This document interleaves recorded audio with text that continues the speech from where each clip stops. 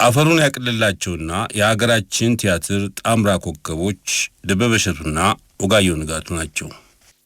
አሁን በግጥም ምንባብ ይጀምራል። የደራሲ ጸጋዬ ገብረመድህንን ሕይወት ቢራቢሮ የተሰኘ ግጥም ወጋየሁ ንጋቱ ያቀርብልናል። አርቲስት ወጋየሁን ወደ መድረኩ ጋብዛለሁ። ሕይወት ቢራቢሮ። ቢራቢሮ ከአበባው ላይ ምን አይተሽ ነው ከቅጠሉ? ከቄጠማው ከለምለሙ ሰምረሽ አቅፈሽ መመሰሉ? ለምንድነው ቢራቢሮ አበባሽ ከአበባው ሰምሮ በጸደይ ከአደይ ጋር ፈክቶ በርቶ ተጥለቅልቆ ደርቶ እንደ ጮራ ተንጀርግጎ በመንጸባረቅ ተንጣሎ ጸደይ አክሎ ጸደይ መስሎ ውሎ ኋላ ቀኑ ሲመሽ ፀሐይ ግንባሯን ቀልሳ ከጨለማ ክንፍ ስትሸሽ ብርሃኗ በሌት ተዳፍኖ አይኗም ፈገግታዋም ሲሰንፍ አዝርዕቱ ርጭ ብሎ ጸጋውን ከመልኩ ሲገፍ አበባው ምድሩን ሲንተራስ ያፈር ጽዋ ረፍቱን ሲገድፍ ቢራቢሮ ያንቺስ ሞገስ ለምንድነው አብሮ የሚረግፍ? ምን አይተሻል ከቄጠማ ምን አይተሻል ከለምለሙ? ቀን አብረሽ አብበሽ ውለሽ ሲመሽ አብረሽ መስለምለሙ። አስተምርኝ ቢራቢሮ ሰው ለመባል አለኝታዬ ቀድሞ የት ነው መነሻዬ? ሲመሽ የት ነው መድረሻዬ? ሲተረትማ ሲወጋ ከየብልጭ ታውጋጋን የሰው የአራዊት የአዋፍ ውስብስብ ነገደ ጉንዳን ሲነሳ ሲሮጥ ሲደፋ ሲያጋድል ሲያባዛ ሚዛን በማይመጠን ታላቅ ኃይል በተፈጥሮ ግዙፍ ስልጣን ሊፍተለተል ይወለዳል ሳይነቃ ይወድማል ይባላል። ልደቱ ዕድሜና ሞቱ አለማቋረጥ ይጓዛል። ይሄ ይሆን አልፋ ኦሜጋ? ይሄ ይሆን አስቀድሞ ቃል? ያንቺስ ምስጢር ምንድነው? ቢራቢሮ እንወያይ። አንቺ አበባም አበባ መሳይ ምን አለበት ለአንዲት ሰሞን ቢራቢሮ እኔ አንቺን ብሆን በፍሳሽ ብጥለቀለቅ ብነግስባት ባንቺ ጽዮን ጸጋ ሞገስሽን ለብሼ እኔ ባንቺ ስም አልፌ እኔ ባየርሽ ሰፈፌ እኔ ባክናፍሽ ከንፌ ምን አለበት ቢራቢሮ አንቺ ቀለም ለበስ ቅጠል የብርሃን ጮራ ጠለል ተወርዋሪ ሲሳይ መሰል ምን አለበት ቢራቢሮ እድልሽን እኔ ብታደል። ትንኞች ዝንቦች ያሙሻል ወረተኛ ነች ይሉሻል። ከአበባ አበባ መክነፍሽ ከጸደይ በጋ መዝለቅሽ ከሾህ ከጉድፍ ስትስቂ ከየስንጥሩ ስትወድቂ ስትዳሪ ወግ ስትነጥቂ ያወቅሽ እንዳላዋቂ የወረት ነው ብለውሻል ቢራቢሮ ተጠንቀቂ። የበጋው እንኳን ግድ የለም የሃጋይ አሰድሳቱ ቢያነድሽ ቢያክነፈንፍሽ ቢያጠንብሽ ትኩሳቱ ተፈታትኖሽ ነው ፍትወቱ አለውልሽ መዋተቱ ከጉድፍ ጋር መጋጨቱ። ምን ነው ታዲያን ቢራቢሮ በዝንቦች ወራት በበልጉ አበቦች ሲጠወልጉ መስኩ ቦዘን ሲከናነብ በትንኝ ጭስ ሲታፈን አረንጓዴው ሲገረጣ ያሸበረቀው ሲሸፈን ፀሐይ ሐዘን ማቅ አጥልቃ በጉንበርኖ ስትዳፈን እንደ ደስታዋ ጊዜ መከራዋን ሳትካፈይ ጭንቋን አብረሽ ሳትቀበይ ከትንኝ ጋር ስትጋፊ አልቀመጥ ብለሽ አርፈሽ ይኸው አጉል ስም ተረፈሽ። ቢራቢሮ ተናገሪ ሞያው እንዲህ ነው ባንቺ ዓለም ከጸደይ የጸደይ ቀለም ከበልግም የበልግ ቀለም ከአበባውም ከጉድፉም ከትንኙም መስሎ መግጠም። ለካ እንዲህ ነው ያማርሽባት የሕይወትን አገም ጠቀም። ቢራቢሮ ሆኖ ማይበር ጸደይ ሆኖ የሚዘልቅ የለም። ላንቺ ብላኝልኝ እንጂ ለኔስ ክረምት ደረሰ በሰማያት እንባ ምድርን ሊጠርግ እያግበሰበሰ አበባውን እንደ ጉድፍ ጉድፉን ከዝንብ ጋር ሲያስስ ሁሉን እኩል ሲያግበሰብስ አጥርና ጎጆ ሲድስ ሜዳውን በደለል ሲምስ ግንዱን በዶፍ ሲገረስስ ክረምት አያናት አይምሬ ማመዛኛህም የለህ ወይ? ጉድፍ ጽጌረዳ አደይ ማንንም ከማንም አትለይ። አየን የሁሉ እኩል ቤት ወግ መደምሰስ መገርሰስ መጥረግ። ቢራቢሮ እንዴት ነበር ያንቺስ የክረምቱ ውሎ? መቼስ ለይቶ ፈጥሮሻል ከሁሉ አድረሽ ኑሪ ብሎ። የመምሰል ሞያ ክኖ የመጠጋት አቅል አድሎ። ከረምሻሉ እንደ ሌት ወፍ ተለትመሽ ከቤት ክፈፍ። እንደ ግንደበል ምስጦች ከምሰሶ ተገን መግባት። በየጣራ እንደ ሸረሪት በምድጃ እንደ ሳትራት። እድልሽ የዋዛም አይደል ክፉ ፈተና ነው መምሰል። በርቺ እንግዲህ ቢራቢሮ ክረምት ላንቺ ብቻ አለፈ። መስሎ አላድር ያለውማ በጎርፍ ዘግጦ ጎረፈ። ለካ ምስጢር ይኸው ነው በቃኝ እኔም አልሳሳት። ሲነገር እንደሰማነው ከየብልጭታው ጋጋን የሰው የአራዊት የአዕዋፉ ስብስብ ነገደ ጉንዳን በማይመጠን ታላቅ ኃይል በተፈጥሮ ግዙፍ ስልጣን ሊፍተለተል ይወለዳል ሳይነቃ ያልፋል ይባላል። ልደቱ ዕድሜና ሞቱ አለማቋረጥ ይጓዛል።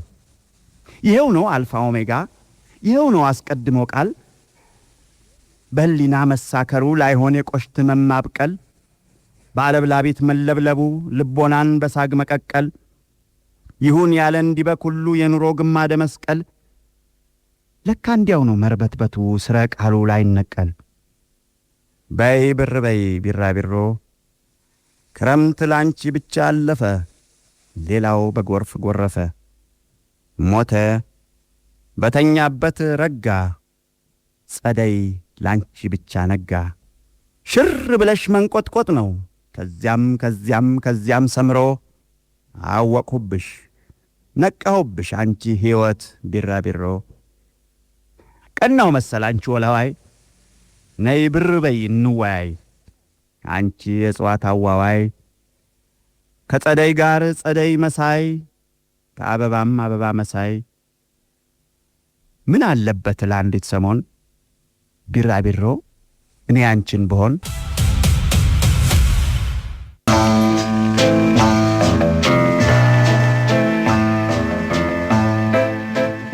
ቀደም ሲል የሰማችሁትን የጸጋዬ ገብረ መድኅንን ግጥም በደበበ አጋፋሪነት ወጋየሁ ንጋቱ ነበር ያነበበልን።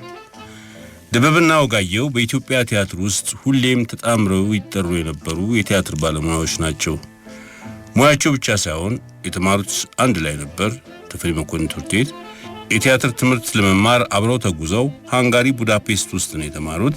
ከዚያም ሲመለሱ የቀዳማዊ ኃይለ ሥላሴ ዩኒቨርሲቲ ኪነጥበብ ወቲያትር አዳራሽን ለአንድ ዓመት ኮንትራት ይዘው ተጣምረው ሰርተውበታል።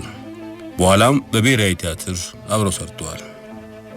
በነገራችን ላይ ወጋየሁ ንጋቱ የተወለደው በዚህ ሰሞን ነበር፣ ግንቦት 28 ቀን 1936 ዓ.ም። የዛሬው ዝግጅታችን የዚህን የሀገራችን ቲያትር አንጸባራቂ ኮከብ ወጋየሁ 82ኛ ዓመት ልደት ምክንያት በማድረግ የተዘጋጀ አነስተኛ ማስታወሻ ነው። ወጋየሁ ንጋቱ በአንድ ወቅት የቲያትር እድገት ክበብ አባል ለመሆን ያመለከተውን ማመልከቻ አብረን እናንብ። ስም ወጋየሁ ንጋቱ፣ ዕድሜ 31፣ የትውልድ ሀገር አዲስ አበባ። በአዲስ አበባ ከተማ ስሙ ኮስትራ ከሚባለው ሰፈር በ1936 ዓ.ም ተወለድኩ። እንደ ሀገራችን ልማድ የቄስ ትምህርት ቤት እስከ ዳዊት ከለስኩ። በኋላ ስዊድን ወንጌላዊት ሚስዮን ገብቼ አንደኛ ደረጃ ትምህርቴን በሚገባ አጠናቀቅኩ። ከዚያም የተፈሪ መኮንን ትምህርት ቤት ተደልድዬ የሁለተኛ ደረጃ ትምህርቴንና የትምህርት መልቀቂያ ፈተናዬን በሚገባ አጠናቀቅኩ። ከዚያ በኋላ ወደ አዲስ አበባ ዩኒቨርሲቲ ገብቼ የሁለተኛ ዓመት የኪነ ጥበብ ወቲያትር ተማሪ እንደሆንኩ ወደ ቡዳፔስት ስኮላርሺፕ ተልኬ የቲያትር ኪነ ጥበብን በተለይም በአስቀዳሚ የተዋናይነትን በተከታይም የቲያትር አዘጋጅነትን ትምህርት ለ2 ዓመታት ተመርቄያለሁ። ወደ ሀገሬም ከተመለስኩ በኋላ በልዩ ልዩ ቦታዎች ማለትም ትምህርት ቤቶች ቲያትሮችን ሰርቻለሁ። አንደኛ በኪነ ጥበብ ቲያትር የፕሮግራምና የአስተዳደር ክፍል ኃላፊ በመሆን ለ1 ዓመት፣ ሁለተኛ በሀገር ፍቅር ማህበር የቲያትር ክፍል ኃላፊ በመሆን ለ1 ዓመት ከ2 ወር፣ በተጨማሪም ኢትዮጵያን በመወከል አልጀርስ ላይ በተደረገው ፓን አፍሪካን ፌስቲቫል ጴጥሮስ ያችን ሰዓት በሚለው ቲያትር ጴጥሮስን በመሆን ተካፍያለሁ። በተረፈም ብዙ ቲያትሮችን በመጫወት ለሕዝብ አሳይቻለሁ። ክበቡ ከላይ የተዘረዘሩትን ተመልክቶ ለአባልነት ይቀበለኝ ዘንድ በትህትና አመለክታለሁ። በተረፈ ጥበቡ ዘላቂ ሆኖ የኪነ ጥበብ ፍቅር የያዘው ሁሉ የፍቅሩን መሳተፊያ እንዲሆን በሙሉ ልቤ እመኛለሁ። ግንቦት 17 ቀን 1966 ዓመተ ምህረት ይላል የወጋየሁ ንጋቱ የዚያን ዘመን ማመልከቻ።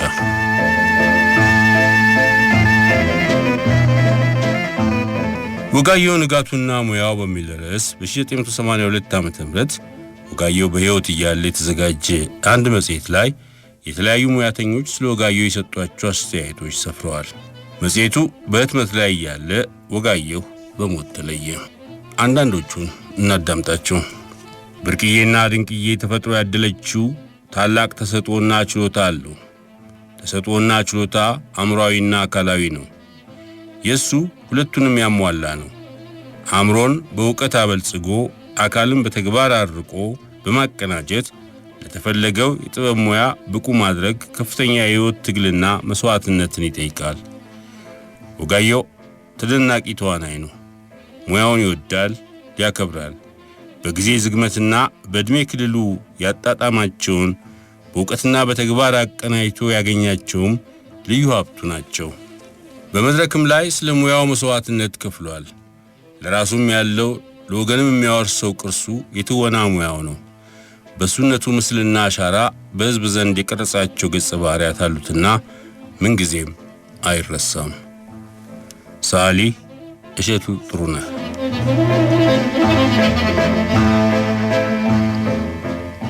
ወጋየሁ ንጋቱ በተመሳሳይ ሙያ ላይ ከተሰማሩት አብዛኛዎቹ የሀገራችን ተዋንያን ልቆና በልጦ ሊታይ የቻለው የሚጫወታቸውን ባህሪያት ወክሎና ግልባጭ ሆኖ ሌሎችም መስሎ በመታየቱ ሳይሆን በስሜትና በህሊና ሊዳሰስ በሚችል ውስጣዊ የሆነ ግፊት የሚጫወተውን ባህሪ መስሎና ህሎ ለተመልካቹ ሕዝብ ምላሽ ለመስጠት በመቻሉ ነው።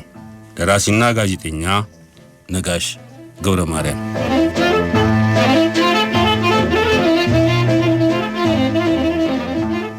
ሰው እንዴት ራሱን ትቶ ሌላ ይሆናል?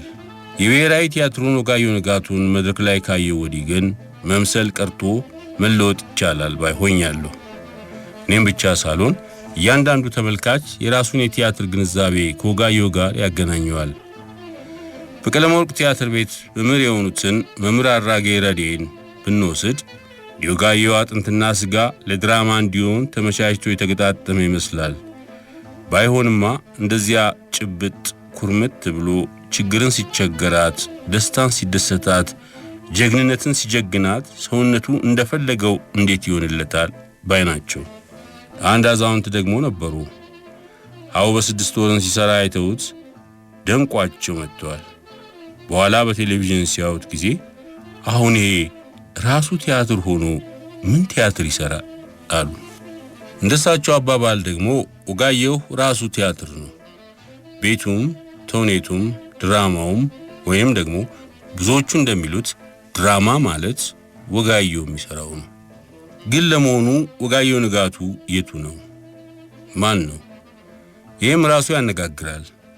እርግጥ ነው ባዘቦት ቀን ስናገኘው እናቱ በላይ በታች መተኪያ የሌለው አንድ ልጃቸው ለስለት ልጃቸው ወጋየሁ ብለው ስም ያወጡለት ቃሊቲ ተወልዶ በተፈሪ መኮንን ትምህርት ቤት በአዲስ አበባ ዩኒቨርሲቲና በቡዳፔስት ተምሮ ያውኑን የብሔራዊ ቲያትር ባልደረባ ቀጭኑን ሰው እናያለን።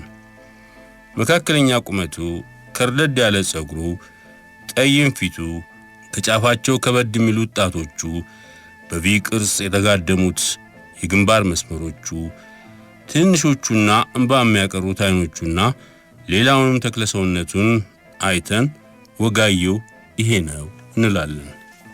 በሌላ በኩል ግን የዛሬው የ46 ዓመት ጎልማሳ ወደ ቲያትር ዓለም ከገባ ጀምሮ ራሱን ለውጦ በፍጹም እስኪያሳስት ድረስ ሌላ ሆኖ ብዙ ቀኖችን አሳልፏል። በእነዚያ ወቅቶች ማንም እስኪደነቅ ድረስ ሌላ ከሆነ በወጋየሁነቱ 46 ዓመት ኖረ ማለት እንችል ይሆን? ለምሳሌ አንድ ጊዜ ዘራይ ደረስን ሆኖ ድራማ ይሰራል። በዚያ ስራው ማንም እስኪደነቅ ድረስ ዘራይን ሆኖ ነበር። በአጋጣሚ የዘራይ ወንድም ደጃዝማች ተስፋ ጽዮን ደረስ ይመለከቱ ነበርና ራሱ ወንድማቸው ዘራይ የመቃብር ክዳን ከፍቶ የመጣ መስሏቸው እስኪያስቡ ድረስ ወጋየሁ ተለወጠባቸው። ስለዚህ እጁን እንዲያዙ ሰነበቱ። ሌሎቹ በአማርኛ ያነጋግሩና ትግርኛ ቋንቋ የማይችለውን ወጋየሁን በትግርኛ ያወሩታል። ዘራይ ትግርኛ ይችላላ፣ ወጋየሁ ደግሞ ዘራይ ሆኗላ። ታዲያስ በእነዚያ ወቅቶች ወጋየሁ ራሱን ወጋየሁን ነበር። እሸቴ ከጃንሜዳ የኛው እሸቴ አሰፋ ማለት ነው።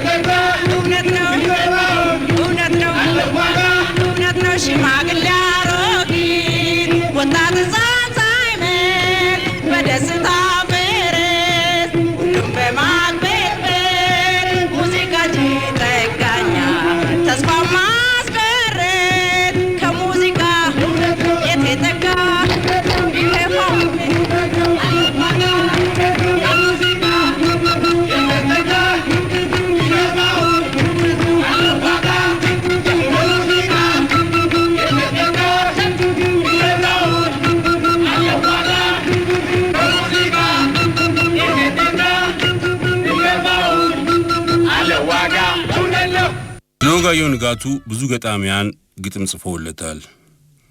አንድ ሁለቱን አበበ ባልቻ ያነባቸዋል። የሙሉነህ መንግስቱን ማንነት የጠፋኝ የሚለውንና የጌትነት እንየውን ባይተዋር።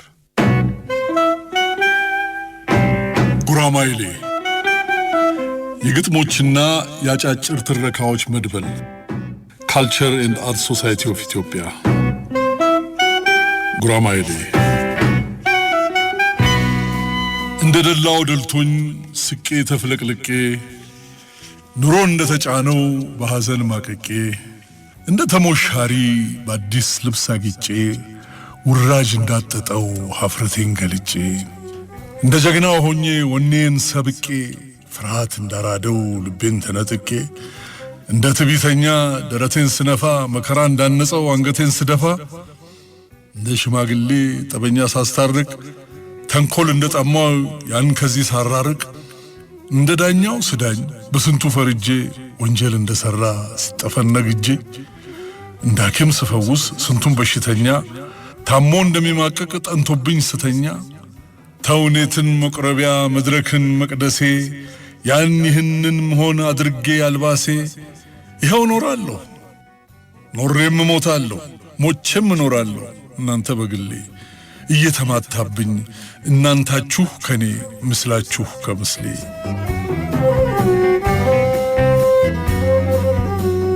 ሙሉነ መንግስቱ ለወጋየሁ ንጋቱ ማንነቴ ጠፋኝ ጉራማይሌ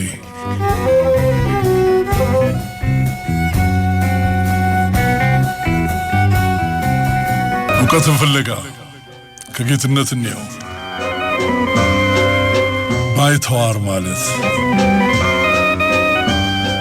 አፈሩ ካልሆነው አፈር መዘራቱ ከማያውቀው ባህል ውቅያኖስ መግባቱ በዘር በቀለሙ ከሰው መለየቱ በሰው አገር አድባር ነጠላ መቅረቱ ሲሰማው አይደለም ሰው አገር አይደለም የባይተዋር ሞቱ አይደለም መራቁ አይደለም ስደቱ አይደለም የባይተዋርነት ፍቺ እንዲህ አይረቅም ባይተዋር መንፈሱ እስከዚህ አይመጥቅም ባይተዋር ስሜቱ እስከዚህ አይጠልቅም ባይተዋር ማለትስ ባይተዋር መሆንስ ባይተዋርነትስ እውነተኛ ፍቺው የሚያውቁህ ባገርህ የለዩህ ጊዜ ነው ከፍ አርገህ በያዝኸው መስታወት ፋኖስህ በለኮስኸው ኩራዝ በሚነደው ጧፍህ በጨበጥኸው ቀንዲል በብርሃን ጥበብህ ከሩቁ ሲለዩህ ለይተው ሲጠቅሱህ ያኔ ነው የቁስሉ ጥልቀቱ የሚሰማህ ያኔ ነው ስንጥቁ የሚጠዘጥዝህ ሰው አውቆህ ጣይሞቆህ በገዛ አገርህ ነው ባይተዋርነት ሳፍኖ የሚገልህ ከአገር ከሰፈሩ ከማበር ከድሩ ከድግስ ከግብሩ ከጥቅጥቅ የሰው ደን ነጥለው ሲለዩህ ለይተው ሲጠቅሱህ በጣት ባገጫቸው ሲጠቋቁሙብህ እሱ ነው ሲሾካሾኩብህ ያን ጊዜ ያመሃል ያኔ ይከፋሃል በብቸኝነት ውርጭ መንፈስህ ይርዳል ስሜትህ ይደርቃል ሉቃቢህ ይርቃል አቅልህ ይበተናል ቅስምህ ይወይባል አይንህ ሰው ይርበዋል ሰው መሃል ተጥደ ሰው ይበርድሃል እናም በቆፈኑ የባይተዋርነት ፍቺው ይዘልቅሃል ምን እኩል ቢመዝን ግብር ከግብራቸው ምን ቀለሙ ባይለይ ኑሮ ከኑሯቸው ምን ቃሉ አንድ ቢሆን ስምህ ከስማቸው ለአንተ ስም መጥሪያ ግን ሌላ ስም አላቸው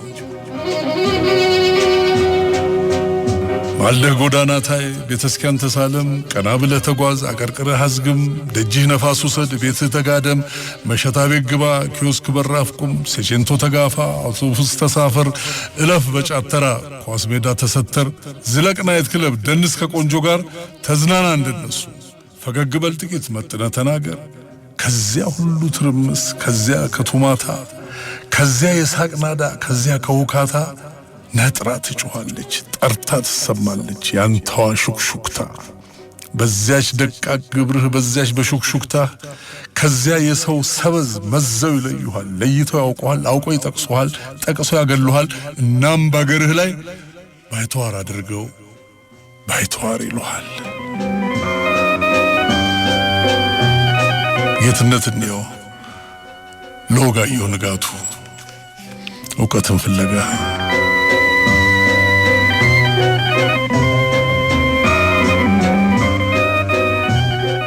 ቲያትር ባለሙያው ዓለሙ ገብረአብም በሞት ከተለዩን የሀገራችን የቲያትር መድረክ ከዋክብት አንዱ ነበር። በአንድ ወቅት በሰራነው ፕሮግራም ወጋየሁን እናስታውስ ብለን አስበን እሱን ቃለ መጠይቅ አድርገንለት ነበር። አፈሩን ያቅልለትና ዓለሙ ገብረአብ ስለ ወጋየሁ እንዲህ ብሎ ነበር። በጣም ነው የሚያመሰግነው ስለ ወጋየሁ ለመናገር እድል በማግኘቴ ነው። ከአድናቂዎቹና ከተማሪዎቹ አንዱ በመሆኔ ወጋየሁን ማቀው ለመጀመሪያ ጊዜ በ1965 ዓመተ ምህረት አዲስ አበባ ዩኒቨርሲቲ አንደኛ ዓመት ተማሪ ሆኜ ነው ማቀው። እዛ ፊት አላቀውም። አዲስ አበባ ዩኒቨርሲቲ ሆነን በአንዳንድ ብር ድል አጥቢ አርበኛ የሚለውን ቲያትር እንድናይ ተፈቅዶልን ተማሪዎች በዩኒቨርሲቲው አውቶቡስ ነው የመጣ ነው ብሔራዊ ቲያትር። ለመጀመሪያ ጊዜ ሳይሆን በዛ ዕለት ነው። የድል አጥቢ አርበኛ ላይ ናሁሰናይ የሚል ፓርት ነበር የሚጫወተው አርበኛ ነበርና አንድ ቦታ ተመቶ እንትን ካለ በኋላ በተለይ በቲያትሩ መሃል ላይ ከዛ እስከ መጨረሻው አንድ እጁ ሽባ ሆኖ ነው የሚጨርሰው እና አጨዋወቱ ምኑም በቃ ልቤ ውስጥ የገባው የዛ ጊዜ ነው። ከዛ ጊዜ ጀምሮ እንደው ይህን ሰውዬ ምናምን እያልኩ የዛ ዕለት አየሁት። ማታ ተመለስን ወደ ዶርሚተሪያችን። ወሬያችን ሁሉ ስለሱ ነበር። በቃ በዚያ ቲያትር ላይ መጀመሪያ አወቅኩት። ከዛ በኋላ በ1965 ወደ መጨረሻው አካባቢ ላይ የኔ አባት አረፉ እና የአባቴን ሐዘን ሳላወጣ ያ ጥቁር ባርኔጣ እንዳደረግኩ ነበር አቶ ተስፋዬ አበበን የቲያትር እድገት ክበብ የተቀላቀልኩት። እዛ ሲሄድ እነሱ ሁሉ አሉ፣ እነ ደበበ እሸቱ አሉ፣ እነ ተክሌ ደስታ፣ እነ ሲራክ እና ለምሳ ወዳጆ ምናምን ያሉን ግሩፕ ስቀላቀል በቃ መጀመሪያ ሳይሆን ደንግጬ የቀረሁት እሱን ነው። ከዛ ቲያትር እድገት ክበብ ውስጥ እያለን አንዳንድ ነገሮች ሲያስተምረን ምን ሲለን መጨረሻ በ67 የኢትዮጵያ ብሔራዊ ቲያትር የእጩ ተዋንያነት ኮርስ ሲከፍት ዩኒቨርሲቲ ዊዝድሮ አድርጌ ቀጥታ መጥቼ እዚህ ገባው። አስተማሪ የሆነ ከአስተማሪነቱ ሌላ በጣም ከውስጤ የማይጠፋው ነገር ምንድነው? ጓደኝነቱ ነው። ትንሽ ትልቅ አይልም ወጋየሁ ኢንሳይክሎፒዲያ ማይንድ ከሚባሉት ሰዎች አንዱ ነው ብል ምሳሳት አይመስለኝም። ምክንያቱም ለጠየቅከው ጥያቄዎች ሁሉ መልሳታ ደግሞ መልስልህ እውነቱን ካልሆነ አንብቤ እመጣለሁ ብሎ ቀጠሮ ይሰጣል እንጂ ያልሆነ ነገር አይነግርህም። በዚህ አስተማሪና ተማሪ ሆነን አብረንም መድረክ ላይ ለመውጣት ቻልን። ሀሁ በ6 ወር እነሱ እየሰሩ እኛ ከስር እንሰለጥን ነበር። ከዛ በሚቀጥለው እናት አለም ጠኑ በሚለው ቲያትር ላይ ሱጅሉ ሞሮን እኔ ጠንቋዩ ሐሰን አሚሩን ሆኜ አብረን መድረክ ላይ ወጣን። እዛ አጽም በየገጹ ላይ ሰራን። እንዲህ ያልን አብረን መስራት ጀመርን እና ከሁሉ ነገር የማይረሱኝ ነገሮች ምንድናቸው? ከወጋየሁ ጋር መድረክ ላይ መውጣት ማለት ሁልጊዜ ትምህርት ቤት ነው። ሁልጊዜ ትምህርት ቤት ነው። በምንም አይነት ስህተት ተሳስተህ አልፍህም፣ አይቆጣህም። አስቀምጦ ቅድም እንዲህ ያደረከውን ነገር ከዚህ በኋላ እንዳታደርገው፣ ይሄ እንደዚህ አይደረግም፣ እንዲህ ነው የሚደረገው። በጣም የሚገርም ነገር ልንገርህ። አሉላ እንሰራለን። አሉላ ቲያትርን ስንጫወት እኔ ራስ አሉላን ነበር የሚጫወተው። እሱ አንድ አረብ እንትን ነበር የሚጫወተው፣ ካራክተር ነበር የሚጫወተው እና የተኮላተፈ ነው የሚሰራው። አማርኛውን በአረብኛ ስላንግ ነው የሚሰራው እና ልነግርህ አልችልም። መድረኩን ተቆጣጠረው በቃ እና አንድ ቦታ ላይ በተለይ በጣም ህዝቡን አስቆበት ሲወጣ እኔ ነኝ የምቀረው መድረክ ላይ ያለ ሶሎሎኪ። በጭራሽ መጀመር አልቻልኩም።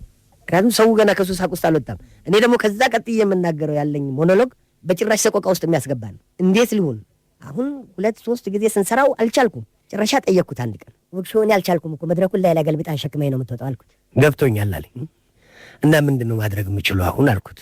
አሁን ልክ እኔ ያንን ፓርት ጨርሼ ስወጣ ዞረህ ለህዝቡ ጀርባህን ትሰጣለህ፣ ዙፋኑን ትይዘውናል እና ህዝቡ ጀርባህን እያየ አንተ ልክ እንደሚያለቅስ ሰው ተንቀጥቀጥ። አሁን ልክ እንደዚህ እየተንቀጠቀጥክ እያለ ሰው ምን ሆነ ብሎ ጸጥ ይላል። ዞረህ ጀምረው አለኝ። ልክ እንዳለኝ ያደረኩት አይ ዋዝ ሰክሰስፉል። የሚሰጥህ መፍትሄዎች በሙሉ ራሷ ላይ ናት። በቃ ዋናዋ ጥያቄዋ ላይ ነው በቃ የምትመጣው ነገር። አብረው ስትሰራ ትማራለህ። ክላስ እንደገና ሲያስተምር ትማራለህ። እንደገና መጽሐፍ ሲሰጥህ ትማራለህ። እንደዚህ ቁጭ ብለህ ጨዋታ ምናምን ደግሞ ልጨዋት ያልክ እንደሆነ ያው ወጋየሁ ነው መቼም ጥርስህን አያስቀድም። ስለምንም ነገር የማያወራህ ነገር የለም ወጋየሁ። ስለፈለግከው ርዕስ ብታወራ ስለፈለግከው ነገር በደንብ አድርጎ ማስረዳት የሚችል ሰው ነው። አስተማሪ ብቻ አልነበረም፣ ጓደኛም ነበር። ስለምንም ነገር ሊያማክር የሚችል ሰው ነበር ወጋየሁ። በተዋናይነቱ ቲያትር ሲያዘጋጅ ያየሁን ነው፣ ሲያስተምር ያየሁን እንደሆነ ራሱ የምትጽፈው ነገር ምንም አይኖርም። በቃ ጭንቅላት ውስጥ ገብቶ ቁጭ ነው የሚለው በቃ። ምክንያቱም ከልቡ ሆኖ ነው የሚያስረዳ፣ ያሳያል። ይሄ መማረርና መሰልቸት የሚል ነገር ደግሞ የለውም። ትልቁ ነገር ዛሬም ጠይቀው ነገም ጠይቀው ይዞል ወይስ ሬዲ በቃ ለመመለስ በጣም ዝግጁ ነው። እንዲህ አይነት ሰው ደግሞ ለማግኘት እንጃ ከ100 ዓመት አንድ ሰው ነው ስለሚገኝ በቃ የተፈጠረው ለዚህ ስራ ለቲያትር ነው። ወጋየሁ የተፈጠረው ለቲያትር ነው። ጠዋት መጥቶ ማታ ነው የሚወጣው ከቲያትር ቤት። እንደ ታዋቂነቱ ዞሮ ከሰው ጋር ተጫውቶ ያለውን እንደዚህ ብሎ አይደለም። ያለውንም ቢሆን የሚያጠፋው ቲያትር ቤት ነው፣ የሚያገኘውም ቲያትር ቤት። ሁለተኛ የወጋየሁ ትልቁ ኳሊቲው ሰው ለሱ ሰው ነው። ብዙ እኔ አብሬው በቆየሁበት ጊዜ የታዘብኩት ነገር ቢኖር ሰው ተብሎ በዚህ ምድር ላይ የተፈጠረ ሰው ሁሉ ለወጋየሁ ሰው ነው። ትንሽ ልጅ ሆነ፣ ትልቅ ሰው ሆነ፣ ድሃ ሆነ፣ ሀብታም ሆነ፣ ምን ሆነ ቁጭ ብሎ ከሱ ጋር የሚያወራው ነገር አያጣም። ሊተካ አልቻለም የሚባል ነገር አለ። እውነት ነው። እኔ እስከማምንበት ድረስ እውነት ነው። ብዙዎቻችን ጋር አንዳንድ ጉድለቶች አሉ። ማለት ለሰው የማይመቹ ነገሮች ይኖሩናል።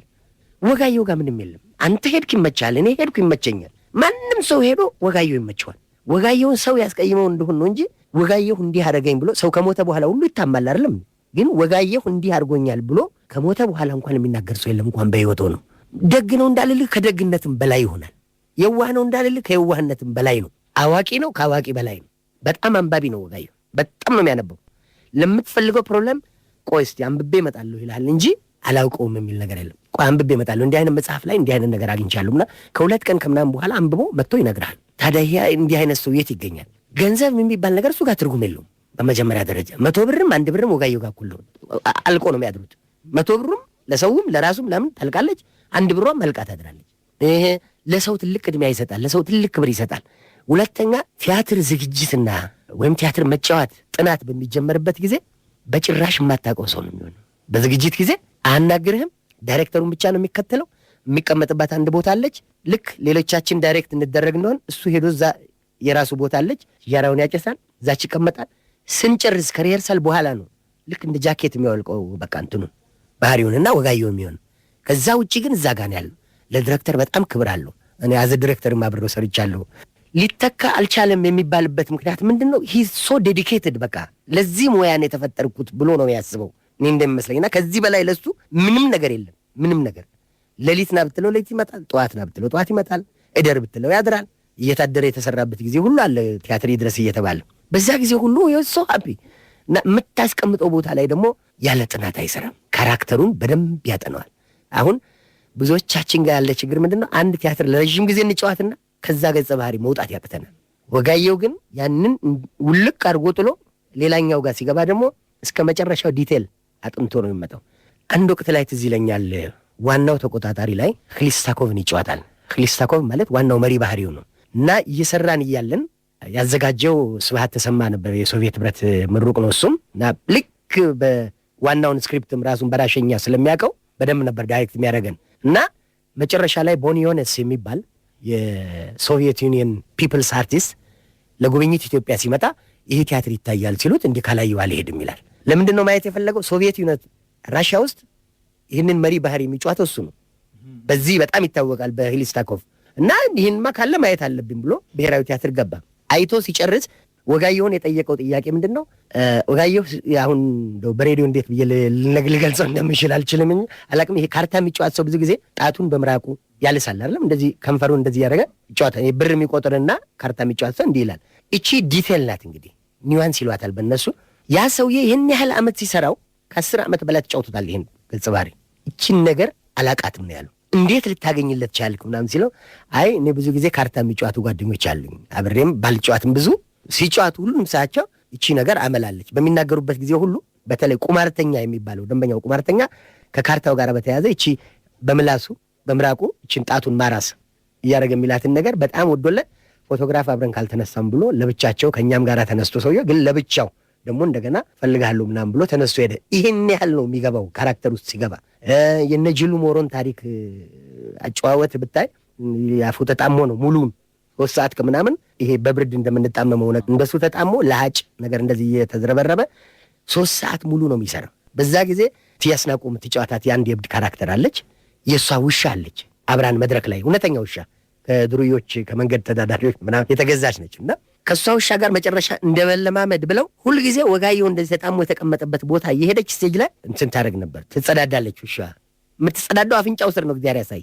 ግን ከካራክተሩ ጅልነት ምናምን አንጻር ወስዶት ያንን እያሸተተ መብራት ጠፍቶ እስኪቀየር ድረስ ስቴጁ እስኪጸዳ ድረስ አብሯት ቁጭ ይል ነበር። ማናችንም ይሄ ትዕግስቱ የሚኖርን አይመስለኝም። ማናችንም የውሻ እንትን እየሸተተ ጪሱ እየገባ ባፍንጫ በቃ ጅልነትህን በየበልጥ ለማውጣት እንደዚህ መስዋዕትነት የምንከፍል ያለን አይመስለኝም። እና ሲሰራት ከትንሹ ጀምሮ እስከ ትልቁ ድረስ በጥናት ያ ይመስለኛል እንዶ የሚተካው የለም ሊያሰኘው የቻለው። የተለያዩ ካራክተሮች ላይ ደግሞ የተለያየ ሰው ነው። አንድም የሚደገም የእጅ ጀስቸር የለም፣ የአነጋገር ስልት የለም፣ ያካሄድ ስልት የለም። ሁሉ ላይ ይለውጠዋል። ለዛ ለካራክተሩ የሚስማማ ነው የሚያደርገው። ይሄ ይመስለኛል ታይፕ ካስት አክተርና ካራክተር አክተር የምንለውን እንደው በደንብ ለማስረዳት ያህል እሱ ይመስለኛል። በቃ ይሄ ካራክተር አክተር በቃ ታይፕ ካስት አክተርና ካራክተር አክተር የምንለው አለ። ታይፕ ካስት የምንላቸው አንድ ጊዜ ወይ ሽማግሌ ብቻ የሚጫወት በመጫወት በቃ አሁን ብዙ እገሌ ገሌ ብለን ልንጠራቸው የምንችላቸው ሰዎች አሉ። ሰካራም ብዙ ጊዜ የሚጫወተው ያ ሰውዬ ሰካራም ይሆናል። አንዱ ደግሞ ብዙ ጊዜ የሚጫወተው ኮሜዲ በቃ እዛች ላይ ኩምክናና ያቺን ማሳቀቀቀ ከምትለው አንድ ነገር ነው። ይሄ ለዳይሬክተር በጣም ቀላል አክተር ነው። ዳይሬክተሮች ብዙ ለመስራት ሳይፈልጉ በቃ ሰካራም ነው አሁን እንትናን አድርገዋ፣ ሽማግሌ ነው አሁን እንትናን አምጠዋ፣ በዚህ አይነት የሚሰሩ እንትኖች አሉ። ይሄ ካራክተር አክተር የምንለው ግን ፍሌክሲብል ነው። ሁሉ ቦታ ሊገባ የሚችል ኮሜዲየን ነው፣ ትራጀዲየን ነው፣ ሽማግሌ ሊሆን ይችላል፣ ወጣት ሊሆን ይችላል። በሚገርምህ ደረጃ ወጣት የሚሆንበት ጊዜ አለው። ጋየው አሁን እንትን አጽም በየገጹን በምንሰራበት ጊዜ ለአሁን ጊዜውን ሲጫወት እንደዛ ሆኖ ነበር። ደግሞ አቡነ ጴጥሮስን ሲጫወት መድረኩ ራሱ ማልቀስ እስከሚቀረው ድረስ ነው። ኢትዮጵያን ስሎ ነው የሚያሳይህ፣ እመብርሃንን ስሎ ነው የሚያሳይህ እና በቃ ውድቅ ያለ በደንብ በሀገር ፍቅር ጽናት የተቃጠሉ አባት ሆኖ ነው የምታገኘው። ዛለ እንሂድ እንትን ላይ አዛውንቶች ክበብ ላይ ከነጋሽ ሻውላቸው ከነጋሽ ጀንበሬ ጋራ ሆኖ ከነጋሽ ተስፋዬ ከነወይዘሮ አስካለ ጋራ ሆኖ የሚሰራው ምሁር ሰው ነው። ጡረታ ይወጣ ግን ምሁር። ከነኛ ሰዎች ለመለየት ምንድን ያደረጉ ዳጎስ ያለ መጽሐፍ ነው የሚይዘው። ትከሻውን ጎበጥ አደረገው እንደዚህ እና አጫጫሱ ስካርፍ እንትኑ ምናምን በሙሉ እዛ ካሉት አዛውንቶች ምሁር መሆኑን እንደነ ሲራክ ደግሞ ሽማግሌውን የተጫወተው እንደዚህ ስታስቀምጣቸው ዝም ብለህ መድረክ ላይ ስታያቸው ከነኙ ጡረተኞች መሃል ይሄ ምሁር ጡረተኛ መሆኑን በደንብ ተለያለ። ይሄ ራሱ የሚስለው ነገር ነው። ይሄ ነገር በጣም ለዲሬክተር አጋዥ ነው። ምክንያቱም ተዋናይ ያለውን ሲሰጥህ ነው ከዛ በኋላ ያንተን የምትጨምርበት። አለበለዚያ ማኒኬን ነው የሚሆነው፣ ያንተ አሻንጉሊት ነው የሚሆነው። ዝም ብለህ ይሄን አድርግ ካልከው አንድ አክተር ያንተ አሻንጉሊት፣ አንተ የሰራው አሻንጉሊት ይሆንና ከዛ ፍሬምወርክ ውስጥ መውጣት ያቅታቸውና በአንድ ካራክተር ታስረው የሚወድቁ አክተሮች አሉ። ይሄ ገሌ እኮ ነው እዚህ ቲያትር ላይ እንደዚህ ቀረጸው ከዛ በኋላ መውጣት አቃተው የሚባል ነገር አለ። ያ የሚሆነው ለምንድን ነው? ያ አክተር ላዘጋጁ የሚሰጠው ነገር አልነበረም። ለዚህ አዘጋጁ ሲቸግረው ቀረጻውን ጀመረ። ቀረጸው አነጣጠረው፣ ከዛ በኋላ በየት ይውጣ? በቃ መጀነን ነው፣ ሁሉም ላይ መጀነን። እንደዚህ አይነት ካራክተር ለአክተር ከሆንክ ግን ልክ ያለፈውን ቲያትር ስትጨርስ ያ ይወልቃል። ሌላ ነው፣ ሌላ ሰው ነው ኮምፕሊትሊ። እኔ በመጀመሪያው ጊዜ ነው የተለከፍኩት ብዬ ነው የማስበው። መጀመሪያ ባየሁት እንትን ተለክፍ ያለው ብዬ ነው ማምነው።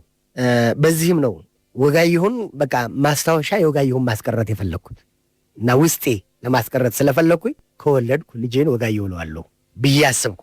በኋላ መጨረሻ ስወልድ ልጄን ለምን ወጋየሁ እለዋለሁ? መጀመሪያ ባየሁት በተጫወተው ባህሪ ለምን አልሰይመውም ብዬ ናሁሰናይ ብዬዋለሁ። አንዱ ልጄን አሁን ሙዚቀኛ ነው። ወጋየሁ ንጋቱ በሬዲዮ ከተረካቸው መጽሐፍት አንዱና ዝነኛው ፍቅር እስከ መቃብር የተሰኘ የአዲስ አለማየሁ ድርሰት ነበር። ጥቂትና ድምጠው ይሆን? ፊታውራሪ መሸሻ ዘመዶቻቸውን የሰበሰቡት ቀኛዝማች አካሉን በዘመድ ፊት ወቅሰው ካሰቀሱና ካስፈረዱባቸው በኋላ ባላገሮችን ወቅተው ስለሚያስከብሩበት ዘዴ ለመመካከር ነበር።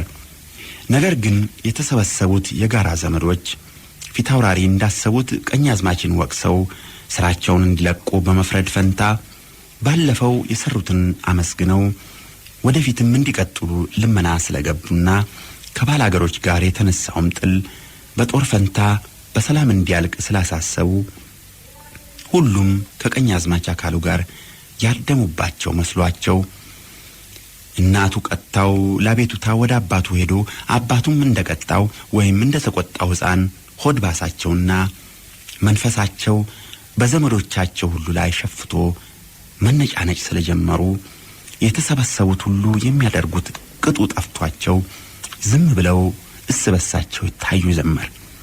ከዚያ አባ ሞገሴ ሲፈሩ ሲቸሩ ተነስተው ጌቶች ያሉት ሁሉ አንድ እንኳን ስህተት የለውም፣ ሁሉም እውነት ነው። እግዚአብሔር ጌታን ከድሃ ገዥን ከተገዥ ለይቶ ሲሰራ ጌታው ገዢው ፍርድ ቢያጎድል ድሃ ቢበድል ጠያቂው መንግስት ከዚያም በላይ እግዚአብሔር ነው እንጂ ድሃ አቤት ከማለት አልፎ የሚተዳደርበትን ሕግ ደንግጎና ፈራጅ ሆኖ አያውቅም። አሁን ባላገር አድሞ የሚሰራው ከጥጋብ በቀር ሌላ ስም የለውም። መታያና ዓመት በዓል መዋያ ጥንት ያልተሰራ ነው የምትሉትም እውነት አይደለም። ይትቆም ራቀ ከቅድመ መሲሐ እግዚአብሔር ሲል መጽሐፍ እግዚአብሔር ቀብቶ በሾመው ፊት ባዶ እጅህን አትቅረብ ማለቱ ነው።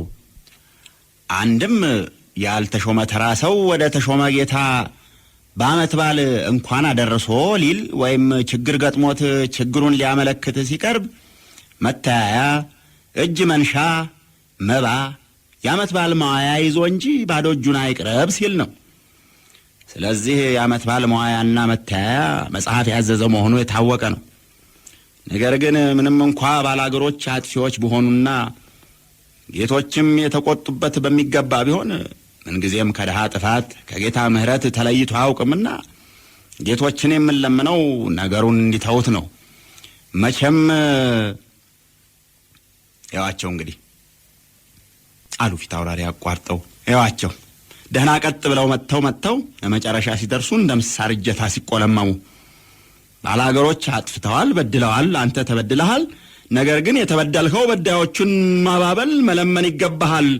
ይህ ነው ፍርድ አዋቂው አባ ሞገስ የሚሉት አይደለም? ይበሉ ሰማኖ። በማያውቁበት ስራ ገብተው አይዘባርቁ፣ ይቀመጡ።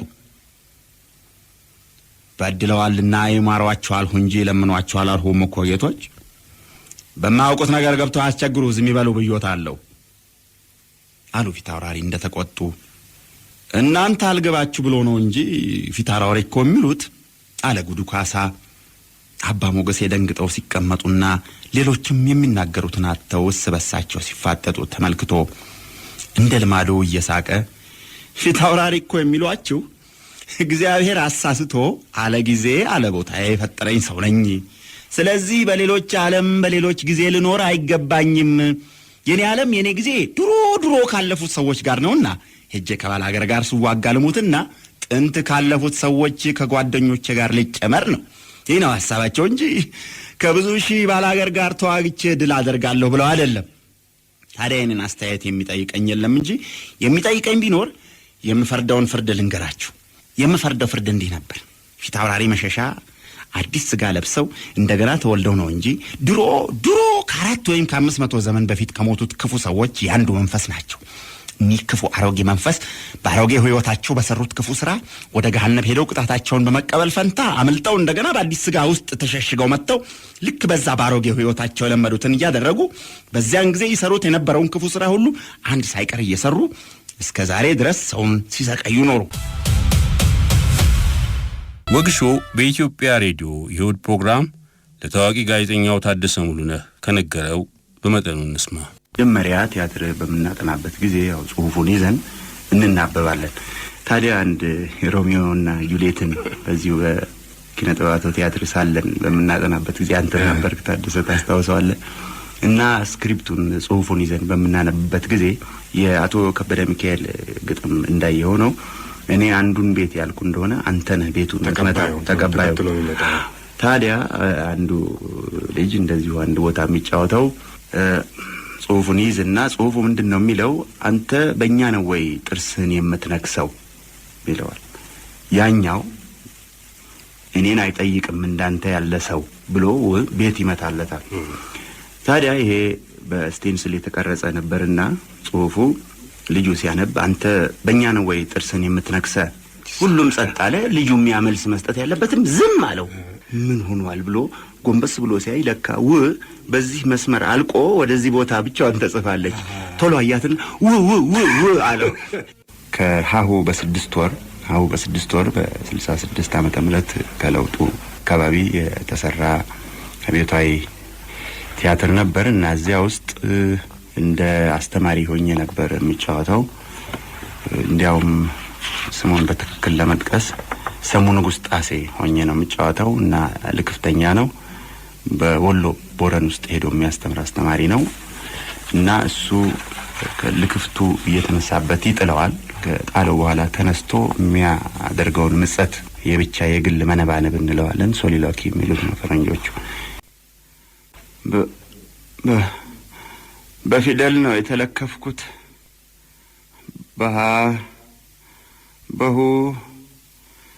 በፊደል ነው የተለከፍኩት። አባዬ ነው ያስለከፈኝ። ገና በልጅነት ገና በጋሜ ነው ያስለከፈኝ። ተማር ሲለኝ፣ ሰው ሁን ሲለኝ፣ ካልተማረ ድሃ ሰው አይሆንም ሲለኝ በልጅነት ያስለከፈኝ። በፊደል ቃል በብርሃኑ በነጻነቱ ተስፋ ነው ያስለከፈኝ። በፊደል በቀር በትምህርት በተስፋ በቀር በእውቀት በቀር በብርሃን በቀር ነጻነት የለም ሲለኝ ገና በጨቅላ በጋሜ ያስለከፈኝ።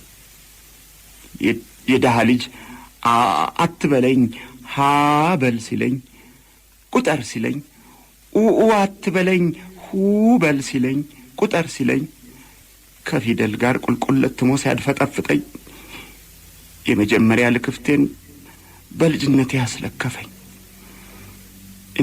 እኔ አባቴን የረገምኩት ስላላስተማረኝ፣ ብርሃን ስላላሳየኝ፣ በድንቁርና በእውርነት በጨለማ ስላሳደገኝ ነው ሲለኝ፣ በል አንተ ተማር፣ ያላወቅኩትን አንተ እወቅልኝ፣ የራበኝን የእውቀት ተስፋ፣ የጠማኝን የትምህርት ተስፋ፣ የናፈቀኝን ጥበብ በል አንተ ቅሰምልኝ፣ እወቅልኝ፣ ተማርልኝ፣ ድረስልኝ፣ ሰው ሁንልኝ ሲለኝ አስተማረኝ፣ አሳወቀኝ፣ አስለከፈኝ። ወግሾ ለትምህርት ሃንጋሪ ቡዳፔስት በነበረበት ጊዜ ሃንጋሪ የተነሳውን ፎቶግራፍ ለቤተሰቦቹ ሲልክ በፎቶግራፉ ጀርባ ላይ እንዲህ ብሎ ነበር።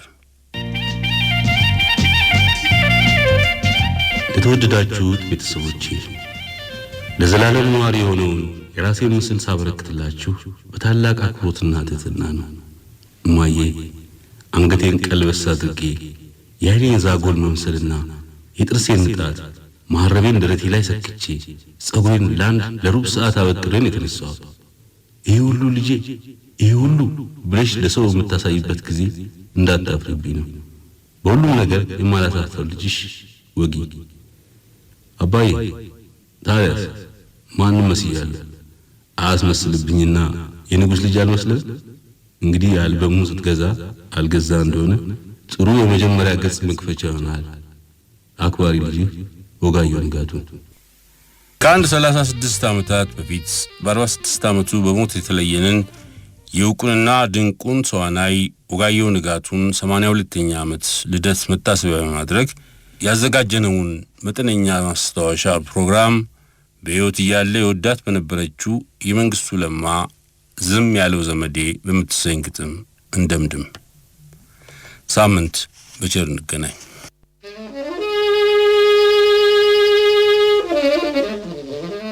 ዝም ያለው ዘመዴ እኔ ሳጣጥር ሞተ ቢሉት መጣ አልቅሶ ሊቀብር።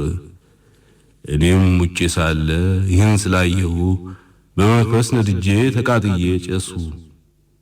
የልቤን እንዳደርስ የእግዚአብሔር ፈቃዱ ሆኖ ተነስቼ እነሱ ሲያረግዱ እንዲያልኩት ዘመድ የተባለውን ታውም የነበረ ሳጣጥር ማዘን አሁን ክንዴ ቀኝ እጄ ቢሉኝ አሁን የእናቴ ልጅ ወንድሜ ቢሉኝ ከሞትኩኝ በኋላ ምንም አይገባኝ። ይልቅ ለተኛበት አታደንቁረኝ። ይህን ተናግሬ አንጀቴን አርሼ ወደ መጣሁበት ሄድኩኝ ተመልሼ።